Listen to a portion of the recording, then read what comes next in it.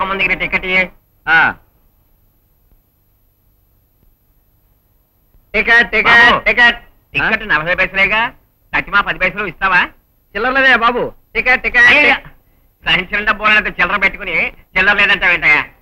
పెద్ద 10 పైసల కోసం పెద్ద మనిషిని నిలదీసి అడుగుతారేంటండి? మీలాంటి విషయాల హృదయాలు చిల్లర లేదని చెప్పాక దాని గురించి మర్చిపోవాలి. టికెట్ టికెట్ 10 పైసలు తక్కువైతే తమరు టికెట్ ఇస్తారా? గోదావరి బ్రిడ్జ్ మీద ట్రైన్లో వెళ్ళేటప్పుడు మీలాంటి పుణ్యాత్ములు ఎవరికి తోచిన చిల్లర వాళ్ళు నదిలో వేస్తుంటారు. ఎందుకోసం? పుణ్యం కోసం. నా సంగతి అలాగే అనుకుంటే మీకు బోలెడంత పుణ్యం వస్తుంది. గ్యారంటీ నాది. మొత్తానికి మాటలు చెప్పావు కానీ చిల్లర ఇవ్వలేదు. ఏదో నీట్ గా ఇల్లు కట్టుకుని స్వీట్ గా పెళ్లి చేసుకుందాం అనుకుంటున్నానండి. దానికి మీలాంటి పురజనుల ఆశీర్వాదం కావాలి కదండి. శుభం. కూర్చోండి. ఆ ticket ticket ticket ticket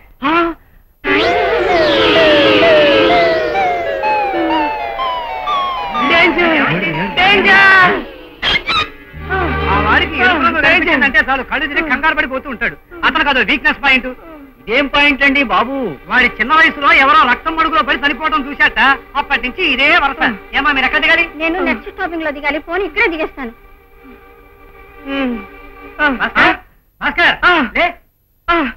ticket తీసుకుందా? తీసుకోపోయినా పర్లేదు. ఆ డబ్బులు నేనే ఇచ్చుకుంటాను. నా కంగారు తగ్గించడానికి చాలా చాకరీ చేసింది. అవును, ఇంకెక్కడ ఉంచున్నామేంటి? పోనీ.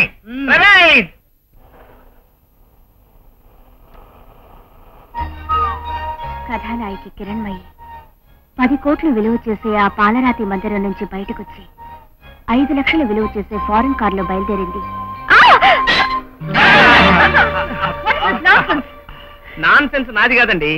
మీరు రోజు బస్సులో ఇలా ప్రయాణం చేసేటప్పుడు నవలు చదవటం, ఊహాలోకాల్లో విహరించడం, ఫినిషింగ్ టచ్ కింద కెవ్వుమని అరవడం, అది నాన్ సెన్స్. రైట్. ఏమిటి? ఆకాశ వీధుల్లో అందాల బాల. అసలు మీరు ఇలాంటి నవలు చదవకపోతే ఏమిటది? నేనే నవలు చదివితే నీకెందుకు?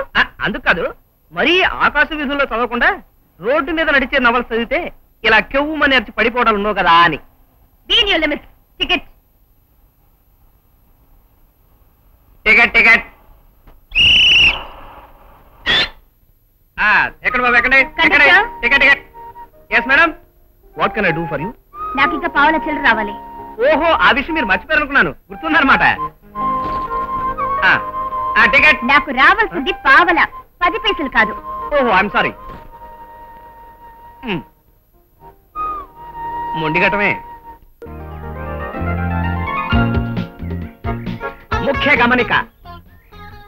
ఇందు మూలముగా పిక్నిక్ జరుపుకునే కళాశాల విద్యార్థులకు తెలియజేయడమేమనగా, ఇప్పటి నుంచి సాయంకాలం 4 గంటల 30 నిమిషాల వరకు మీ ఇష్టం వచ్చినట్టు ఆడుకోవచ్చు, పాడుకోవచ్చు. కానీ 4 గంటల 31వ నిమిషంలో మీరందరూ నా బస్సు ఎక్కాలి. అలా ఎక్కని పక్షంలో ఎంతమంది విద్యార్థులు ఎక్కితే అంతమందితో బస్సు వెళ్లిపోతుందని నిర్మోహమాటముగా తెలియజేయడమైనది సెలవు. మేము ఎన్ని గంటలకు బస్సు ఎక్కాలో చెప్పడానికి నువ్వెవరివి? బస్సుకి కండక్టర్ని. అనగా బస్సు అనబడే ఈ బుజ్జిముండకి పెద్ద దిక్కుని. పెద్ద దిక్కు లేదు, చిన్న దిక్కు లేదు. మాకెప్పుడు పిక్నిక్ పూర్తయితే అప్పుడే బస్సు ఎక్కుతాం. అందుకు మా రూల్స్ ఒప్పుకో. రామేశ్వరం వెళ్ళినా శనేశ్వరం వదలనట్టు పిక్నిక్ వచ్చినా నువ్వు మాత్రం వదలలేదు మమ్మల్ని. ఏం చేయమంటావు తల్లి? ఆ భగవంతుడు ఈ విధంగా పిక్నిక్ రాసి పెట్టాడు. మీరు 1,00,000 చెప్పినా సరే మా రూల్స్ ఒప్పుకోవు. ఇట్లు భవదీయుడు బాదంకాయల భాస్కర్ రావు. ఈ కండక్టర్ కి బుర్ర లేదే? బుర్ర ఉంది, కానీ ఆ బుర్రలో ఉండాల్సిన పదార్థం మాత్రం లేదు. బుర్రంతా ఉత్త గుండు సున్నా. అయితే ఈ గుండె నువ్వు ఆట పట్టిద్దావా?